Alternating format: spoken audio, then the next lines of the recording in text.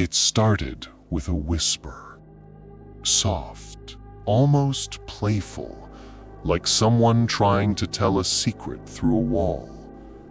"Don't eat me." I froze the first time I heard it. I was sitting in the kitchen, half asleep, sorting through the pile of candy my son Noah had dumped on the table after trick-or-treating. The wrappers crinkled under my fingers, the smell of chocolate and caramel filling the room. And then, that tiny, trembling voice again, coming from a little red packet of gummies. "Don't eat me." I laughed. I thought maybe I was just exhausted. It was past midnight, Noah was already in bed, and the TV in the next room was humming with static. But the voice didn't stop.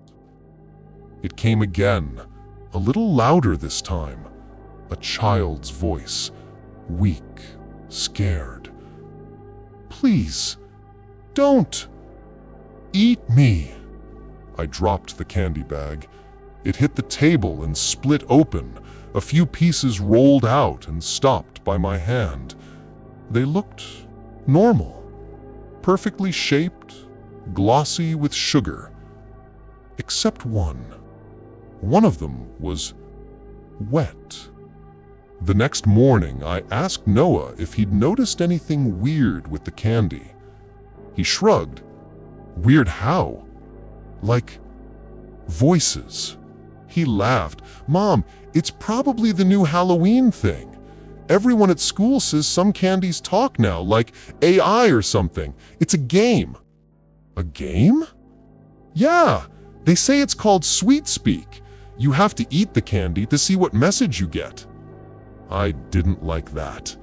Something about the name made my stomach twist. That night, I looked it up online. Nothing. No company called Sweet Speak, no ads, no official release. Just a few blurry videos on Reddit of people opening candy bags and whispering, "Did you hear it too?" By the third day, the voices were everywhere. Every time Noah opened a wrapper, I heard them. Not playful anymore, desperate. "Don't let him eat me. Please, it hurts. It's not candy." And Noah, he didn't seem to notice them. He'd just pop one in his mouth and smile like it was all perfectly normal. Until I noticed the color of his tongue. It was dark red. Too dark, like blood. I tried to take the candy away. I told him we were throwing it out, that maybe someone had tampered with it. He cried, screamed actually, said I was ruining Halloween, that I didn't understand. He ran to his room, slammed the door. But a few minutes later, I heard him unwrapping something.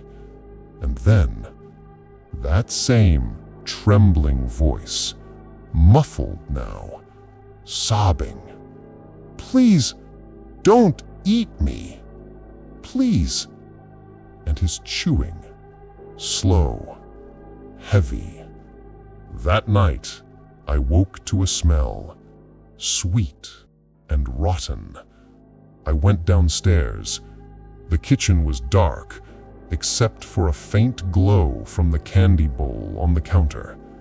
The wrappers were moving, shifting like something was breathing underneath them. I stepped closer, and one of the wrappers opened on its own. Inside wasn't candy. It was a tiny hand. Pink, soft, curled like it was still reaching for something, and then it twitched. I stumbled back and knocked over the bowl. The candy spilled across the floor, and dozens of whispers filled the air all at once, like 1,000 children whispering through glass. "Help us. Let us go. He's feeding us. Don't let them eat." I called the police the next morning. They didn't believe me. They said the candy was normal. Lab tested, safe, manufactured overseas. Perfectly fine. They even tasted it and smiled. Over the next few days, Noah started changing.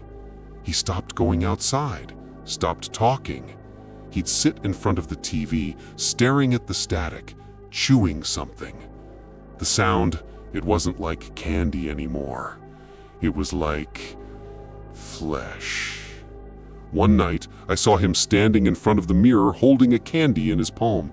He whispered to it, softly, and the candy whispered back. He turned to me and smiled. His teeth were red. I tried to get rid of it all, every piece, every wrapper. I burned them in the sink, but as they melted, they screamed.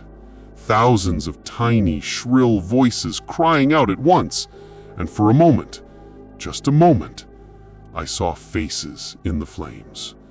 Children, mouths open, begging. That was last Halloween.